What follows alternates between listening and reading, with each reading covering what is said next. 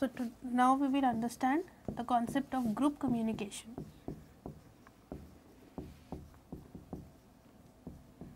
As the name signifies, it is basically communication in groups.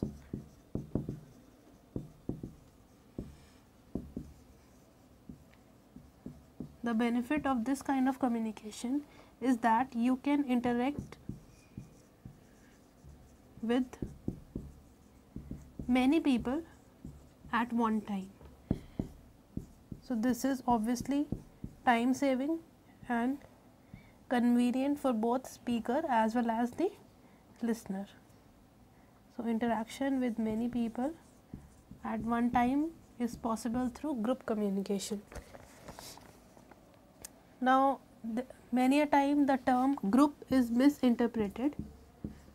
So, let us see when you can call something as a group. So, basic requirement is there should be minimum 3 members to be called a group, but make sure that the number of people in a group should be neither too small nor too large, because then it hampers the interactiveness. Second condition is the members must communicate freely.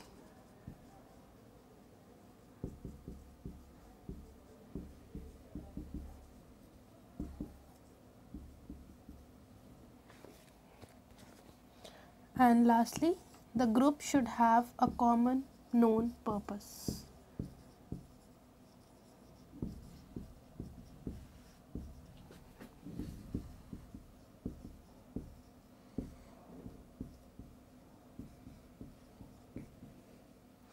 So, when you can attain effective group communication, when there are minimum of 3 people, when the members are communicating freely, and lastly they have a common objective.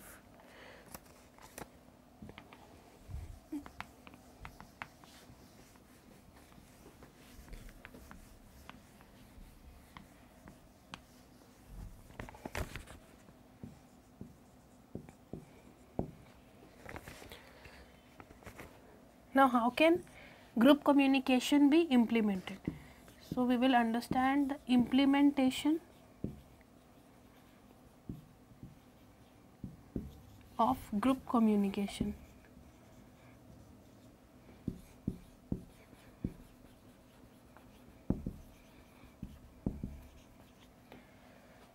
This implementation can be done through multicasting,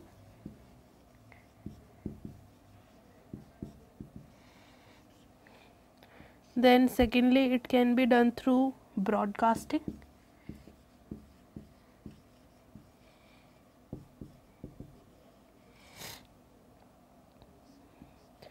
and third method is uncasing.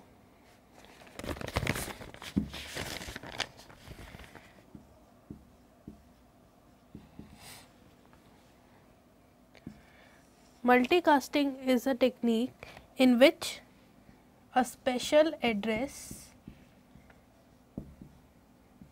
is delivered the entire message which is intended for all the members of the group. In broadcasting, what happens is same message is delivered to every individual member.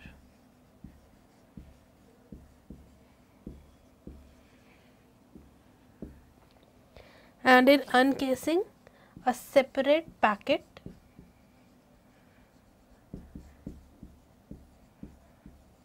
is sent to every member.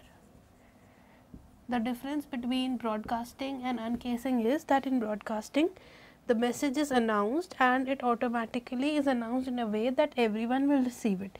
In uncasing, you are purposefully sending separate packets to every single member, so that there is no confusion in delivery and everyone receives the message. So, these are 3 ways in which group communication can be implemented.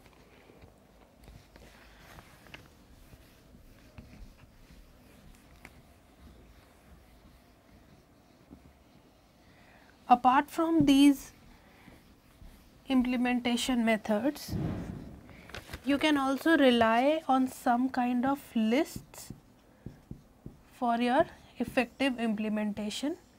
These lists may include your emailing list.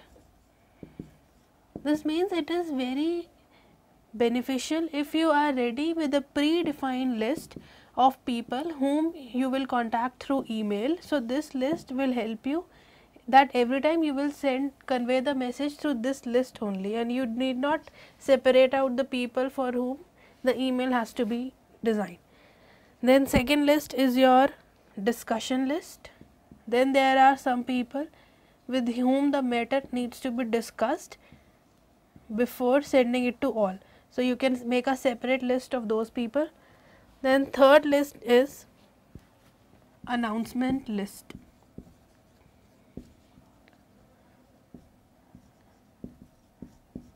Sometimes to cross check that the message has reached the target audience, it is important that you announce the entire message again to both emailing list and discussion list. Then you can rely on social networking groups,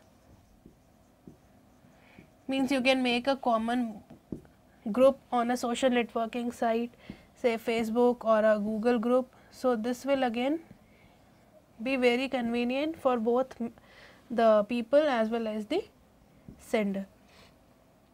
Then you can make phone or text groups.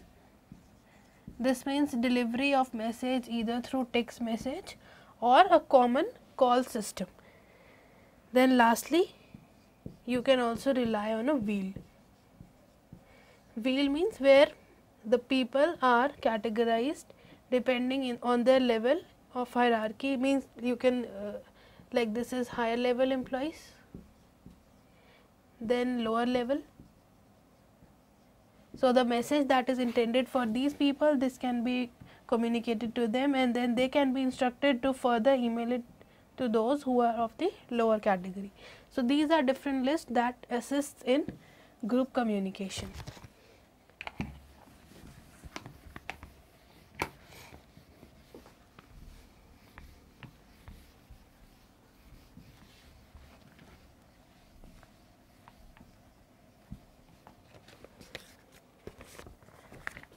Then what all types of groups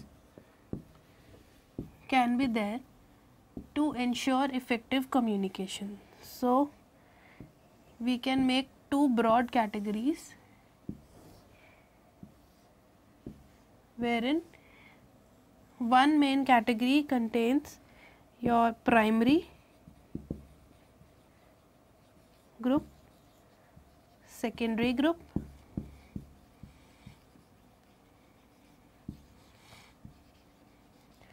and other would be planned group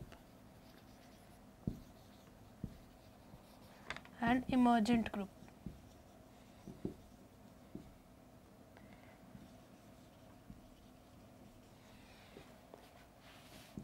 These are self-explanatory. Primary group is one, that is your first group whom you can relate to. So, first group whom a person can relate to is obviously family. Then this can include your close friends.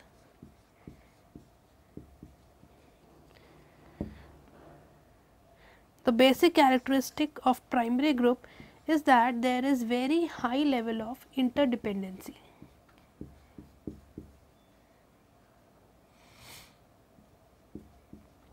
As we can see that the people who are included in primary groups are your family and your close friends. So, obviously, you can rely on them. So, there is high level of interdependency in your primary groups.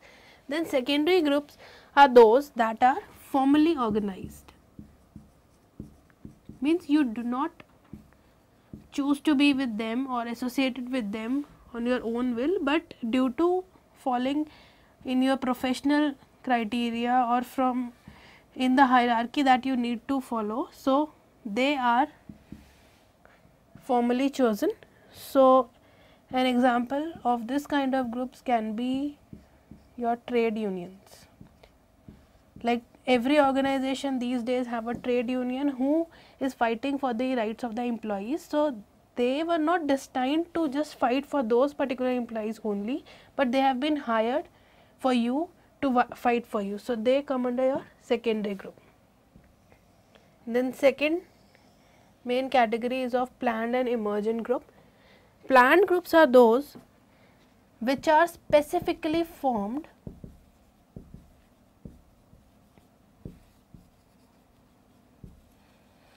for some purpose. Like if you wish to make a group of employees aware of the current strategies that they can adopt in writing content for a website, so that the people who will be assigned that duty would come under your specifically formed group for making other employees learn the new techniques of writing. Then emergent group are those which are spontaneously formed.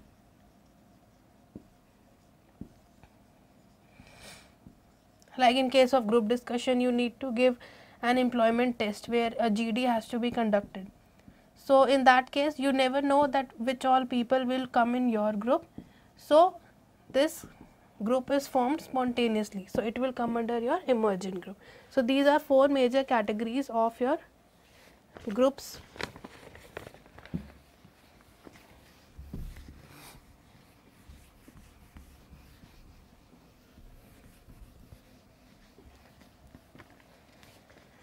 Once you are clear with the different types of group, let's understand the basic characteristics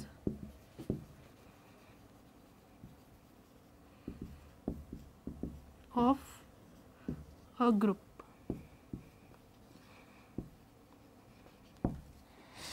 Now you can categorize a group on two major bases. One is on the basis of purpose, for which the group is formed,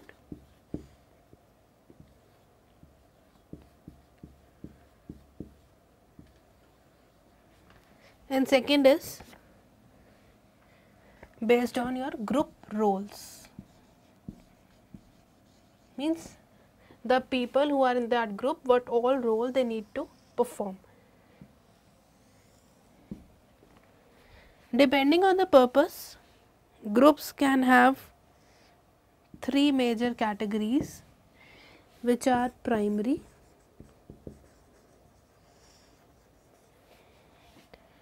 then informal and formal. Your primary groups, as we just discussed, contains family members. Then informal groups, maybe coffee break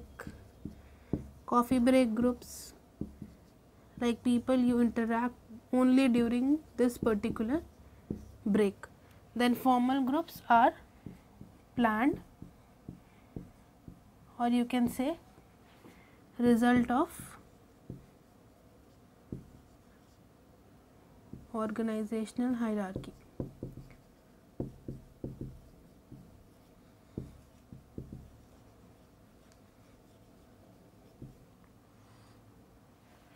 Then coming to group roles, the different group roles can be, one is of a leader, second can be a task specialist,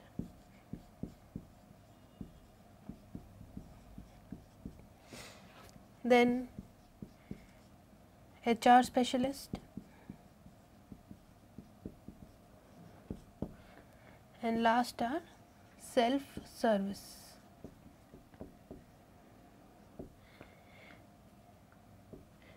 By self-service, we mean those groups that who are not ready to cooperate with the entire audience. They just attend or pay attention only to those topics that are of service to them. So these are the characteristics of the groups based on two major roles, which are based on purpose and based on group roles.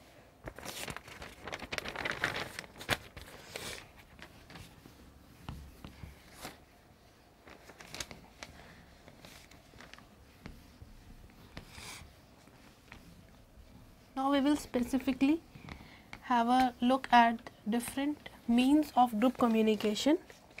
One of the most common means are meetings. This is a very common tool of group communication, especially for business managers. Meetings is an indispensable part of their role. So, for effective meetings, there are certain aspects that need to be considered.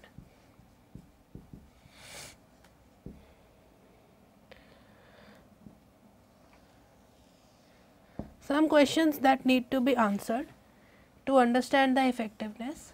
First is, why do I need to call a meeting? Why do I need to call a meeting? Means, is there any particular requirement that can be solved only through a meeting? Then another question is,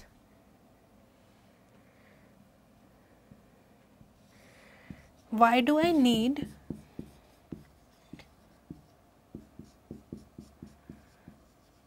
a facilitator? Because meetings cannot be held just by leaving it to the employees. You need someone to control and manage the activities being performed in the meeting. Then when you specifically discuss why do you need a facilitator, there are several aspects that need to be considered, which are, because you need to discuss some common problems. So, in that case you need a facilitator to control the audience. Then next is, you need to see the cause and effect that happens during the meeting. So, there should be a facilitator to control.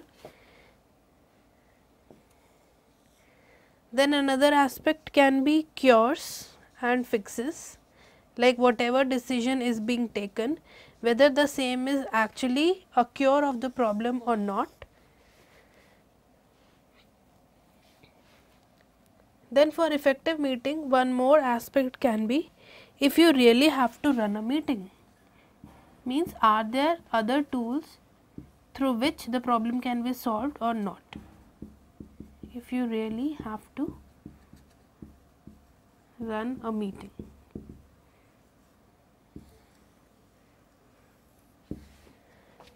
Under this, you need preparation, that what all things would be covered. Then second is process, and lastly practice. Then for this question, why do I need to call a meeting? Because there are different people, maybe with some common problems. So, you need to know how specifically they are getting affected through that problem. Then these are major questions that need to be answered. If you consider these questions, like what would be cause and effect, common problem, cures, fixes, preparation. So, all this will ultimately help in achieving meeting effectively.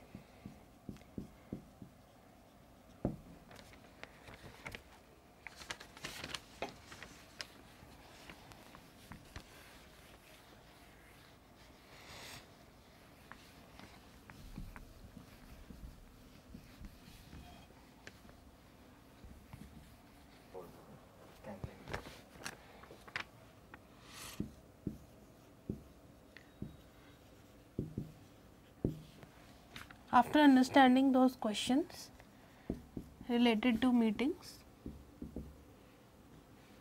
let's summarize that what all are the benefits of a meeting. First thing is, people feel good to play a role,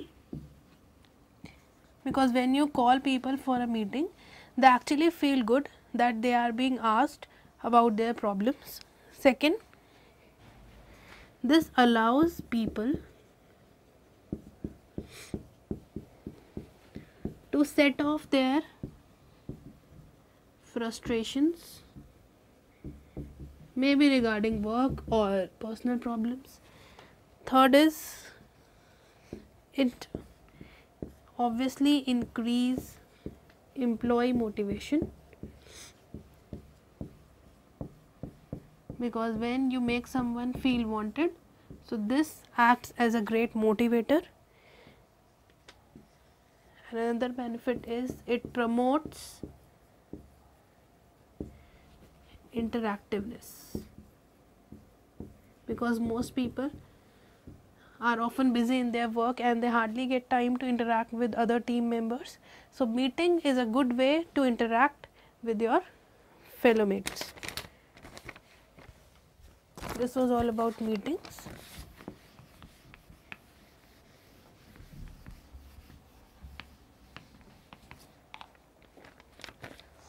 Then comes our second tool, which is group discussions.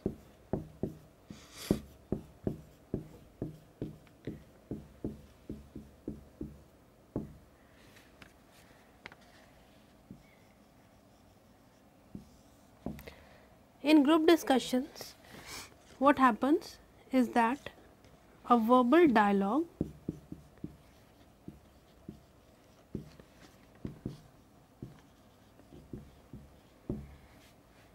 and exchange of thoughts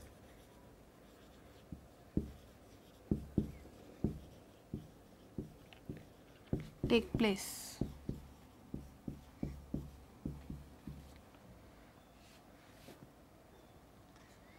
Then what is the purpose for conducting a group discussion? First is, through GDs you can judge someone's initiativeness, because generally it is seen that the person who begins the group discussion is known to be as a good initiator. So, this quality can be judged through this method. Second is, you can know about someone's subject knowledge, because only that person will begin who obviously has enough knowledge on the subject. Third is time management.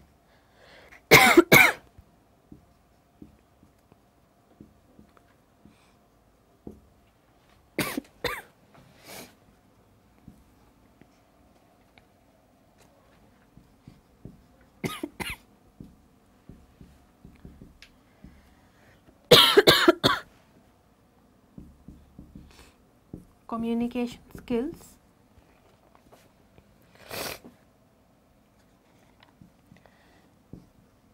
Then to a great extent, conflict management, because in GDs it is generally seen that a conflict take place. So, you can see how a person handles that situation.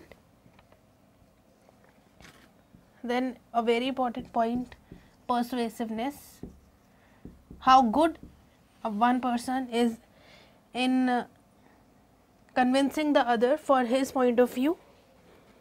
And lastly, group acceptance.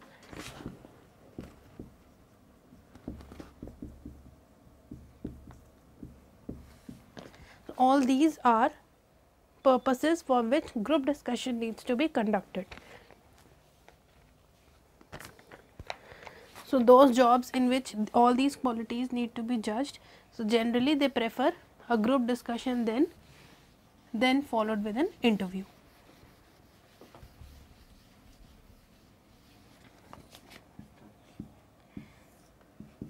Now, we can summarize that there are 4 benefits of conducting a group discussion. One is goal setting, because when you discuss a problem in a group, so this helps in better goal setting, because you know what your group members and you as a company desire from that meeting.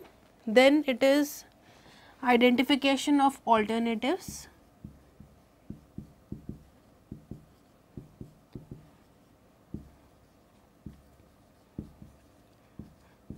when you are communicating or discussing something as a group discussion, then you come up with different solutions. So, this will definitely help in identifying different alternatives that can be adopted in one particular situation. Third is problem analysis.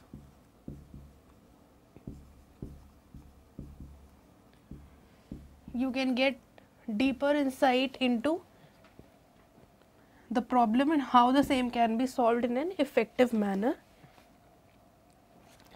And last is influence each other.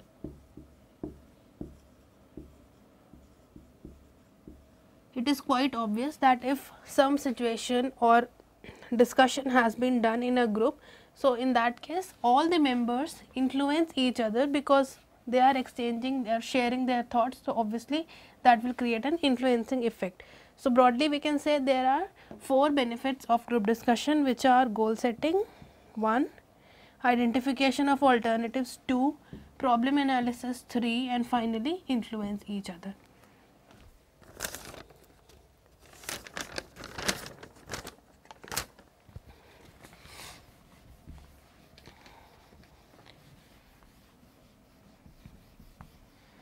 Now, you know that for group communication the 2 major tools can be group discussion, then we did meetings, and now the last one is your video conference. This is a modern and highly effective tool.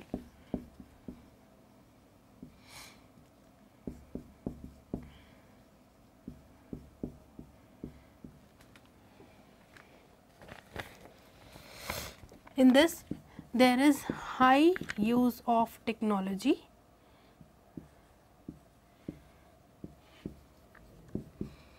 This is a technology aided interaction method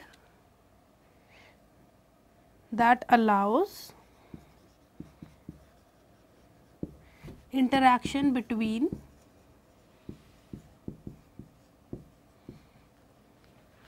two or more different locations. The best part about this method is that 2 groups or 2 people need not be present in front of each other. They might be located in 2 far off locations, but still they can practice group communication through video conferencing. Now, if we look at the types, then we can categorize into video conferencing into 4 types. One is your point to point,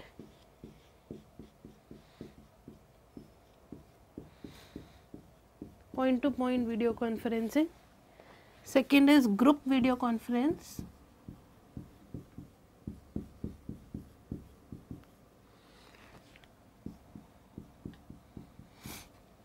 Third is a video meeting.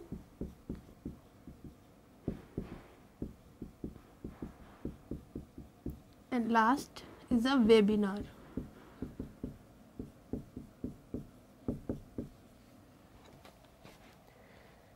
Now, let us understand these 4 types of video conferencing.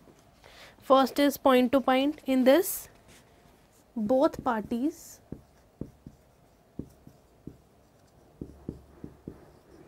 can see and hear each other.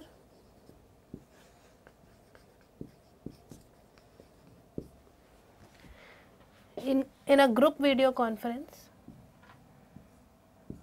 large groups can communicate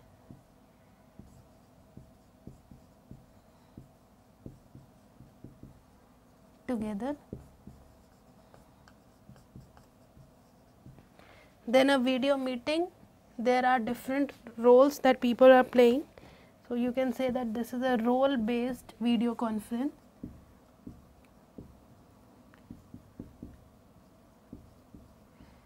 There will be a host, there will be audience and the main speaker. So, why we call it a role based? Because these people are playing 3 different roles. And then comes webinar. You can also call it a web conference. As we do seminar in real life, so this can be called webinar in real life, wherein you are conducting a seminar online. So in this, every participant, or you can say every party,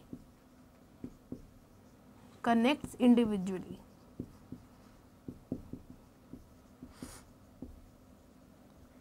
It is like attending a seminar by sitting at your home and just by connecting your internet. So these are 4 basic types: point to point, group video, video meeting and a webinar.